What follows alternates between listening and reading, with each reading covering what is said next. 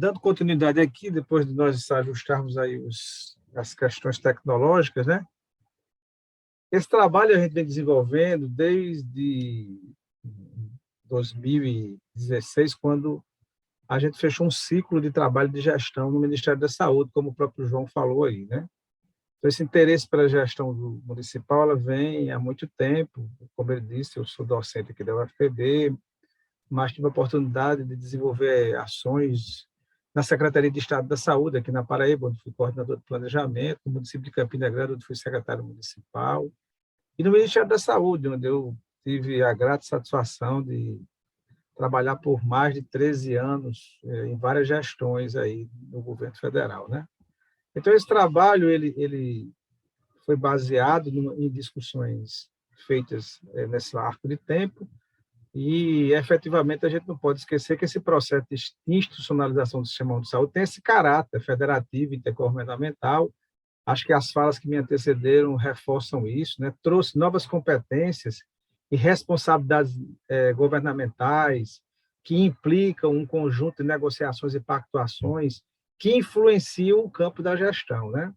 No caso do SUS, essa lógica ela traz um conjunto de elementos, né, que fazem com que quem conduz tenha que ter uma leitura qualificada sobre prioridades, vulnerabilidades e trabalhe no campo da mediação política, né, a partir de um conjunto de critérios, dentre eles o da participação, o do controle, o Márcio bem falou isso, né? E o Facchini, quando trouxe os elementos da atenção básica, mostrou claramente esse rol de necessidades a partir de uma leitura da porta de entrada do sistema, né? Fica claro, né, nesse processo que a gestão é um marco, né? Ela é marcada pela interação de diferentes atores esses que têm concepções e perspectivas distintas e que vivem numa intermediação constante, né, de conflitos, tensões e um conjunto de processos. No caso do SUS, é patente que esse número considerável de responsabilidades eles são reforçados a cada ciclo. Nós temos aí 5.570 municípios, 438 regiões de saúde, 26 estados, né, que desenvolvem um conjunto considerável de ações na produção, organização de serviços. É inevitável, e aí foi de onde surgiram essas discussões, como eu passei esses 13 anos que falei no Ministério da Saúde, grande parte dele acompanhei a tripartite, eu coordenei a tripartite por muitos anos, né, em vários departamentos, além de ter assumido a Secretaria de Gestão Estratégica Participativa por um período, junto até com o professor Márcio Florentino e outros colegas, né, buscamos compreender um pouco mais esse processo, né, que caracterizasse esse perfil do novo gestor municipal. E aí, nós nos baseamos muito em trabalhos feitos por Sônia Fleury, ela fez o primeiro trabalho em 96, depois repetiu um trabalho em 2006, e nós, desde 2017, junto com o professor Assim Marforte e outros colegas, estamos estudando e acompanhando o desenho do perfil desse gestor municipal, muito baseado numa discussão que fizemos em 2015, 2016, quando os gestores estavam para assumir a gestão municipal, que os dirigentes do CONAS e do CONASEMS, principalmente, diziam que cerca de 70% dos novos gestores empossados à época nunca tinham assumido a gestão municipal. Daí surgiu a ideia do desenvolvimento desse trabalho que a gente faz há um bom tempo, né? Já desde 2016 que a gente vem trabalhando isso, olhando esse cenário, né? Onde esses gestores, na verdade, esses gestores do SUS, eles têm, na verdade, projetos a considerar na sua construção, né? De um lado, tem um projeto de governo com que eles estão vinculados com o seu prefeito, particularmente no caso dos municipais, e tem um projeto de Estado que é o SUS, que foi tão bem aqui trabalhado por Márcio, né? Esses gestores eles vivem cenários articulando com vários atores, diversos grupos, diferentes espaços de negociação, relações e demandas de poder. E esses gestores, individualmente, têm experiências, têm conhecimentos e têm habilidades. E, efetivamente, eles manejam instrumentos dentro do âmbito da gestão. Gestão essa que é um processo inerente, né, ao sistema de saúde, seja ele municipal, estadual, nacional, tem um conjunto de funções de coordenação, negociação, planejamento, monitoramento e avaliação, com vistas à implantação de políticas. Então, esse ator estratégico, que nós precisamos estudar melhor, acompanhar o seu processo, ele tem que ter habilidades e conhecimentos e vive num cenário complexo. Lá na frente, eu vou apresentar um pouco mais esses elementos. Na verdade, eu falava desde o começo que esse trabalho que a gente vem apresentar aqui, ele é fruto de um processo que a gente vem desenvolvendo há vários anos, não só como pesquisador docente, mas como gestor também. Então, sempre nos instigou o conhecimento sobre as práticas da gestão no SUS, e particularmente dos gestores municipais, até porque nós vivenciamos essa prática. O próprio João fez referência aí da minha experiência como gestor municipal, mas também tive um espaço na gestão estadual e federal. E na gestão federal eu acompanhei durante muitos anos a relação tripartite. Então, aspectos desse processo de institucionalização elas estão muito presentes nessa discussão, até porque esse caráter federativo e governamental que nós temos no SUS, ele desafia permanentemente os gestores pelo estabelecimento de competências e responsabilidades que influem no seu cotidiano, né? Esse processo ele requer uma leitura ampla de necessidades, mediação de políticas, participação em controle social, coisas que já foram até destacadas aqui nas falas anteriores. Esse processo de gestão ele é marcado por uma relação de diferentes atores distintos que estão em diferentes arenas e que vivem em mediação de conflito e precisam constantemente do desenvolvimento de práticas e processos e no aprimoramento de instrumentos da gestão. Pode passar o próximo? Esse processo ele está permeado por um conjunto de reflexões, né? Como já referimos, né? E norteado pela leitura dessa presente e dinâmica necessidade de tomar a decisão que os gestores têm, né? E a leitura disso gerou a ideia do acompanhamento e da construção do perfil dos gestores municipais. Citei anteriormente que isso é um processo que vem sendo estudado há muitos anos por outros autores, e nossa referência maior pode passar os próximos, pode passar o próximo. É a professora Sônia Fleury, que começou esse estudo em 96, depois fez um estudo em 2006, inclusive a gente teve a oportunidade de publicar o livro que ela desenvolveu junto com o professor Assis Marforte, com essa experiência, e nós assumimos um ciclo novo a partir de 2017, e estamos trabalhando até hoje com esse processo. Pode passar o próximo. Pode passar. Esse processo se dá sob a figura de um ator importante, que é o gestor do SUS. Ele tem projetos a considerar, esse gestor tem um projeto de governo no qual ele está vinculado, mas ele está sob a égide de um projeto de Estado, tão bem aqui tratado por Márcio Flanelli, como falou, do SUS e do controle social. Esse gestor vive em cenários, né, permeado por um conjunto de atores, diversos grupos, diferentes espaços de negociação, relações e com demais organismos, organizações e poderes, e ele tem suas características, experiências, conhecimentos e habilidades, e vive no espaço da gestão, que envolve aí atividades inerentes a um conjunto de ações de um comando de um sistema federativo como o Brasil. E funções que ele precisa desenvolver de coordenação, negociação, planejamento, monitoramento, avaliação e implementação de políticas. Pode passar o próximo. Pode passar. Esse gestor, passa o desenho inteiro para não perder muito tempo, né? Porque nós já sofremos com isso. Esse gestor vive, pode passar, fecha o desenho, por favor, aí fica mais fácil.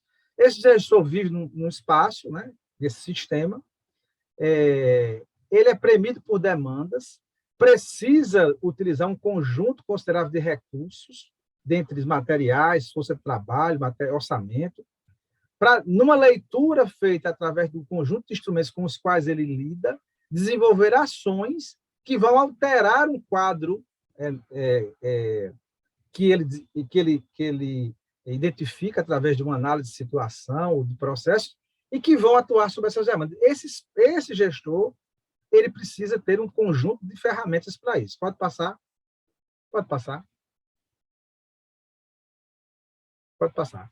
Um dos componentes que a gente destaca aqui é esse processo do planejamento, que ele precisa identificar os problemas, utilizar um conjunto considerável de ferramentas, indicadores, uma leitura dos espaços de gestão e do controle social, precisa priorizar as ações, explicar e verificar as causas determinantes desses problemas, para ver o que vai fazer, definir seus objetivos, metas, ações, estimar recursos, como fazer, definir responsabilidades, responsáveis, desenhos estratégicos, análise sobre isso, estimar recursos e aonde quer chegar, definição de indicadores, apresentação de resultados à sociedade por via do conselho e monitorar e avaliar.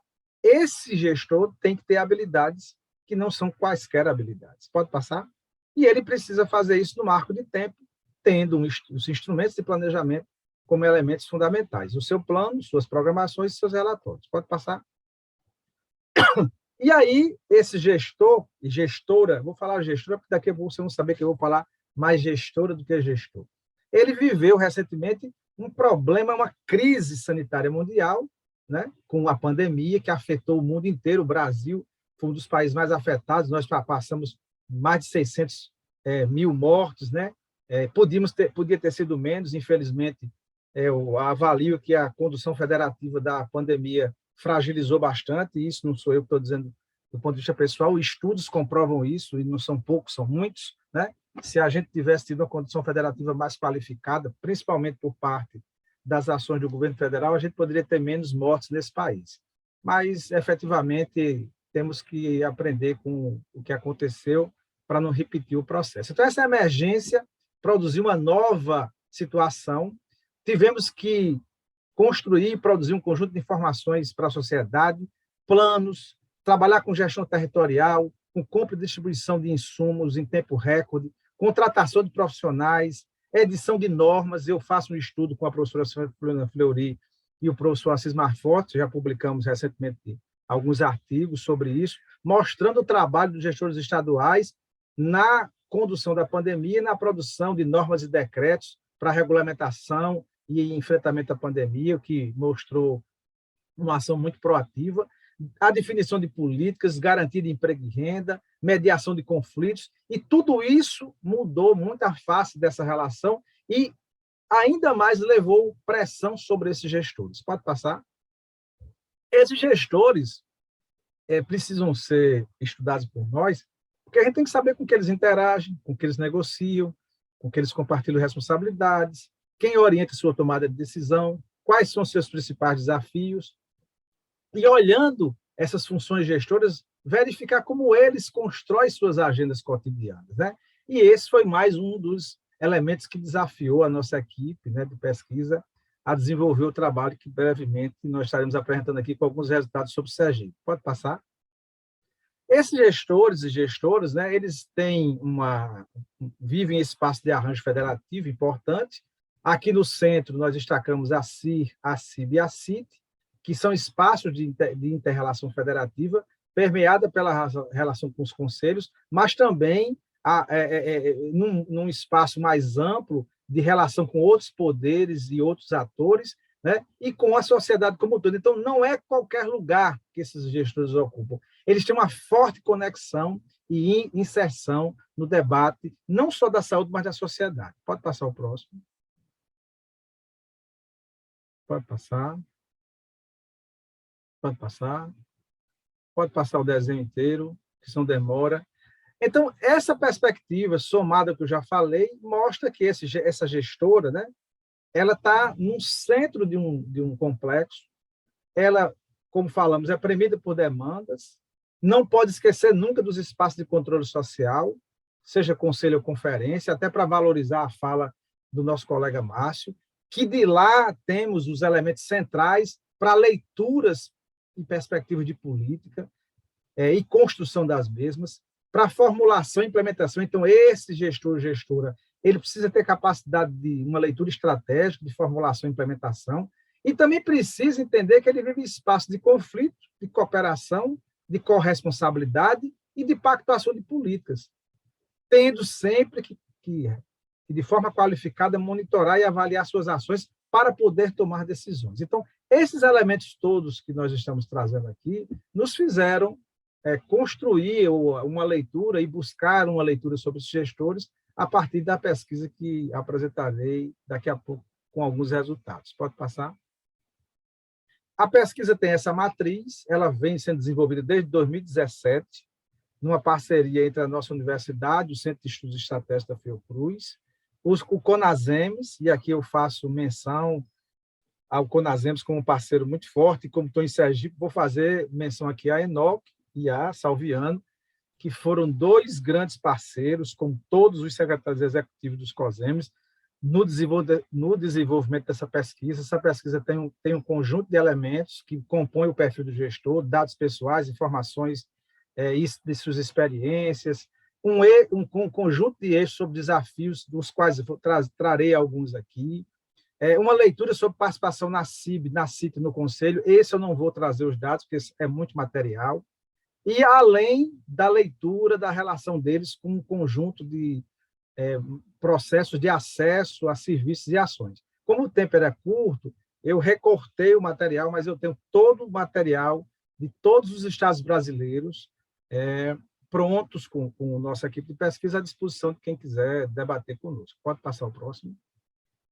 Essa pesquisa tinha um objetivo geral, né, era construir esse perfil, identificar as principais características dos gestores, entender a dinâmica das forças que influem na sua tomada de decisão, analisar os processos e práticas envoltos num conjunto de prioridades e categorizar medidas a serem desenvolvidas por eles. Pode passar? Pode passar. Aqui são boletins que nós criamos, os do lado esquerdo da tela, aqui, desculpa, do lado esquerdo da tela, volte um. Eles foram boletins da primeira pesquisa feita em 2018, 2017. O boletim que tem Nordeste aqui é o boletim novo, feito em 2020. Nós fizemos duas fases da pesquisa. Uma em 2000, pode passar o próximo. Uma em 2000, pare aí, por favor. Uma em 2017, que gerou a resposta total de respostas, foram 3.130. Mas o total de respondentes, com todas as respostas dos 60 perguntas do questionário, foram 2.313, certo? O que dá mais de 40% dos gestores do Brasil, e no conjunto chegamos a mais de 60%, porque tendo as respostas todas. Por que eu trouxe Sergipe? Porque Sergipe foi o estado do Brasil que respondeu 100% no primeiro ano. Então, os dados que eu vou trazer aqui de Sergipe são de 100% de respondentes que iniciaram a gestão em 2017. E depois eu trago, no mesmo matéria que eu vou apresentar para vocês, os que terminaram a gestão em 2020. Então, tem duas comparações, tem dois momentos distintos aqui. Mas, para os outros estados, nós também temos o mesmo processo. Pode passar o próximo. Pode passar. Aqui são dados do perfil Sergipe, Nordeste, Brasil, mostrando a força feminina na saúde. Sergipe, à época, diferenciou, foi um dos poucos estados onde a maioria era dos homens assumiam a gestão, mas no Nordeste, no Brasil, eram mulheres. A idade entre 30 e 50 anos, raça, cor, preta e parda predominam, né? Escolaridade superior, com pós-graduação, isso é um padrão interessante, depois vocês vão ver que tem pesquisas que mostram essa mudança de perfil. Profissão enfermeiro, ocupação, a maioria nunca participou da gestão, o que corrobora com o processo do Conasems, né, que ele já dizia que mais de 70% não eram gestores. E aí, passe o próximo, por favor, dê um clique aí, para mostrar isso. A gente perguntava o que é que levou, que pontos positivos para a sua nomeação. Pode clicar o próximo? Volte um, por favor, volte um. Mostra que 3 elementos influíram na nomeação dessas gestoras ou gestores. Confiança pessoal, capacidade de liderança e competência técnica. Eles afirmavam que esses atributos estavam na sua capacidade de gestor. Pode passar. E aí destacamos aqui uma pesquisa, na verdade, isso aqui já é uma parte do resultado de uma tese de doutorado que está sendo feita na Universidade do Espírito Santo, pela doutoranda Manuela, coordenada pelo doutor Tiago, o professor Tiago. Ela está estudando, ela partiu da nossa pesquisa, está fazendo um estudo sobre a análise do perfil dos secretários municipais de saúde, um panorama, né, de 3 décadas, mostrando essa inversão da assunção de mulheres à função de gestora no lugar dos homens, né, um amadurecimento no processo, uma manutenção do predomínio do autodeclarados brancos, mais um crescimento dos pardos, o aumento de gestores que também se declaram pardos, o aumento da proporção de ensino superior, a redução do número de incompletos do ensino superior, o percentual, a queda fragorosa de médicos na condução da gestão, né? E um aumento da proporção de mulheres à medida que o salário também diminui. Então, tem mais mulheres na função, mas o salário é diferenciado, né? Então, o estudo dela é um estudo fantástico, ela já fez sua banca de qualificação, já vai para a finalização, já tem artigo escrito conosco, em livros. Então, isso é uma parceria que estamos fazendo com a Universidade do Espírito Santo. Pode passar o próximo. E aí entramos em resultados da pesquisa. Aqui nós temos resultados de Sergipe, 2017. Desafios aqui é o que nós perguntamos aos gestores quais os principais desafios para o ciclo 17 a 20. Então, para a atenção básica, eles citam 3. Contrapartida do Estado, implementação do sistema de formação e qualificação do processo de trabalho. No final do processo, os gestores que permaneceram, nós conseguimos a resposta de 32 de 75, eles colocaram que a grande dificuldade foi que o Estado fizesse a contrapartida, fixar métodos e melhorar a infraestrutura das UBS, né? Aí a gente tem que ver que esse elemento é um elemento importante para que a Secretaria de Estado, o próprio COSEMES e o Ministério da Saúde, observando pesquisas como essa, possa desenvolver ações para impactar sobre essas dificuldades, esses desafios que os gestores colocam. Na parte de baixo, esse GE que tem aqui, foi uma pesquisa que nós fizemos com 50 secretários estaduais, em parceria com o CONAS, com as mesmas perguntas e desafios. E os gestores estaduais, à época, do período de 18, né? Na verdade, esse recorte aqui de 19 a 22, os de 19, eles colocaram que os 3 grandes desafios eram fixar método, ampliar a capacidade de governança regional, tendo a atenção básica como porta de entrada e investimento no processo de qualificação da atenção básica. Vejam que a atenção básica aparece na fala dos gestores estaduais, né?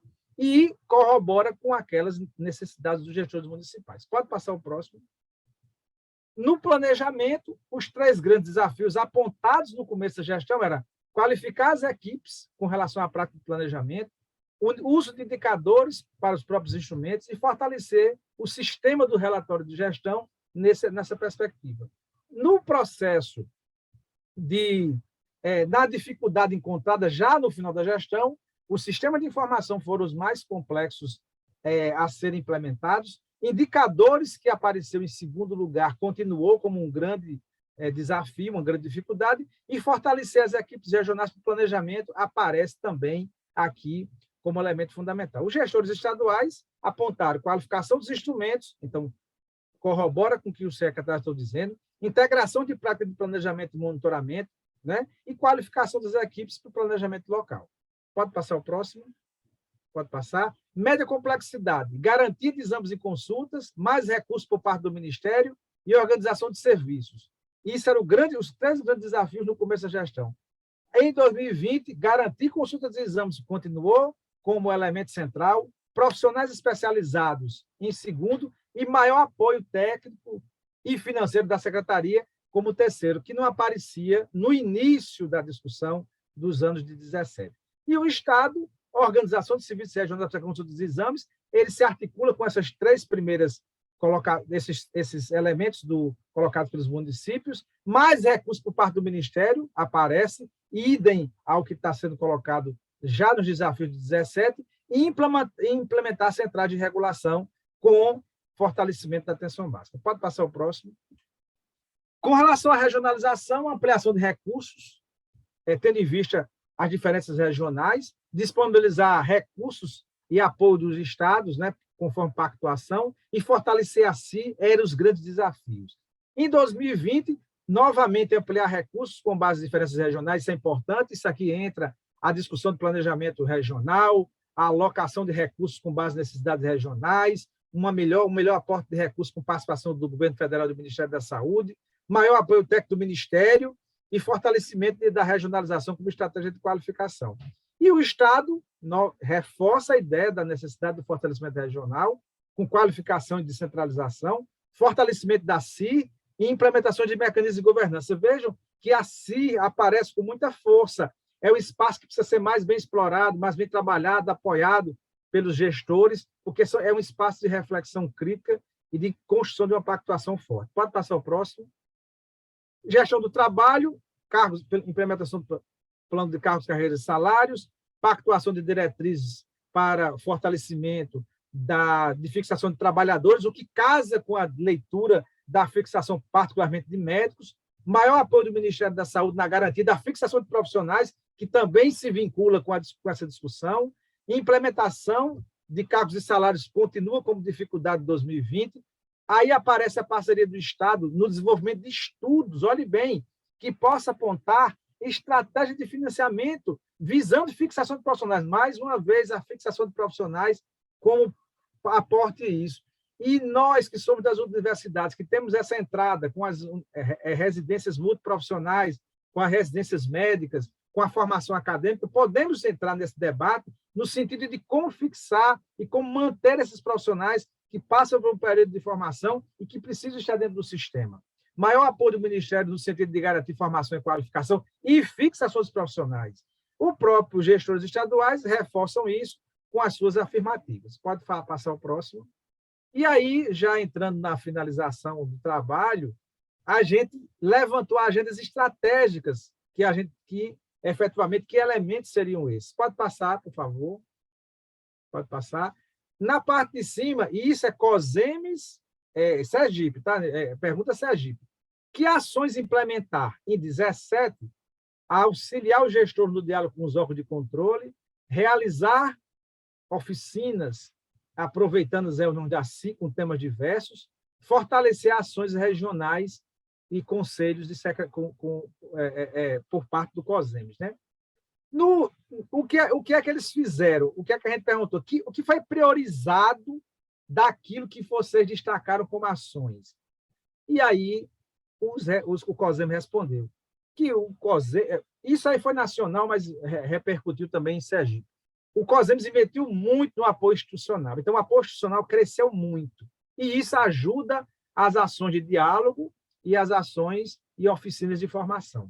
Fortalecer ações regionais do Conselho, ele foi desenvolvido, ele era a terceira ação a ser implementada, passou a ser a segunda, e trabalhar em prol da definição de critérios de rateio, que efetivamente isso precisa ser mais bem aprimorado. Da Secretaria de Estado, da época, se perguntou o que é que devia ser implementado, era investir em melhoria de acesso a consultas e exames, ampliar apoio financeiro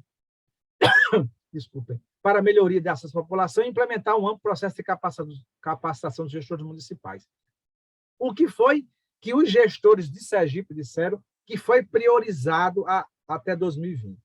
A atuação no enfrentamento à pandemia, e isso não podia deixar de ser diferente, porque a pandemia tomou de assalto todas as agendas, mas aí teve uma coisa interessante, dito e respondido pelos 32 secretários, que houve um apoio à construção dos instrumentos de gestão, elemento esse que casa com aquilo que nós vimos no planejamento. E também houve uma ampliação, aí debate de vocês, eu só poderei confirmar se houver uma comprovação de discussão, um apoio financeiro voltado para a melhoria do acesso, eu acredito que deva ter ocorrido aí em diversas pactuações. Pode passar o próximo.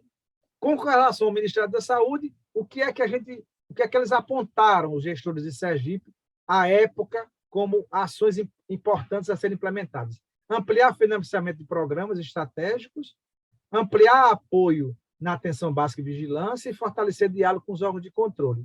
E o que foi que efetivamente esses 32 que responderam, né, ao final do processo, apontaram como aquilo que eles viram como prioridade. Atuação no enfrentamento à pandemia, idêntica do Estado, ampliação de programas estratégicos voltados para a melhoria do acesso, né, e investimento na reestruturação dos núcleos do Ministério. Então, esses elementos aí, de certa forma, fecharam a ideia da leitura desses dois momentos de agenda. Pode passar o próximo. Aqui são 2 artigos, de alguns dos que a gente publicou até agora, tem outros já em processo de produção, como tem a dissertação, a tese de doutorado que eu falei, 2 dissertações de mestrado que nós estamos desenvolvendo, uma aqui com o nosso grupo aqui de pesquisa, no nosso mestrado de saúde coletiva, de uma mestranda que eu oriento, de 2, na verdade, uma no Prof. Saúde e uma em saúde coletiva, né? Então, materiais que a gente está produzindo, e tem outros aí em curso. Pode passar. Já estou finalizando, acho que deu para terminar no tempo, eu trago aqui para finalizar uma fala do nosso querido Nelson, até para homenagear aí a fala do Márcio, né? Que ele disse que é urgente preservar as conquistas do universalismo e de direitos sociais, não é sonho, a resiliência e os avanços do SUS ainda, que setorial pode ser mais um testemunho do processo civilizatório. E destaco isso porque nós estamos vivendo um momento muito difícil na história do Brasil. Nós precisamos unir as forças democráticas desse país para enfrentar esse descalabro que nós estamos vivendo em torno das questões de saúde, das questões políticas, né? Para ter um SUS forte, democrático, né? Um SUS para o povo, da forma que a Arouca tão bem descreveu, e aí o Márcio trouxe isso com muita força, um SUS de atenção básica, mas também o SUS da média e alta complexidade, o SUS do controle social, o SUS da relação federativa, o SUS de uma tripartite forte e respeitada, o SUS de um conselho de saúde legítimo, um SUS que seja do povo brasileiro. Pode passar o último, porque a gente precisa de um SUS por inteiro e não pela metade, né? E nós temos esse direito, porque nossa Constituição nos garante isso, e ela é soberana sobre todo e qualquer processo que queira se instalar e que queira tirar do povo brasileiro os direitos que tem.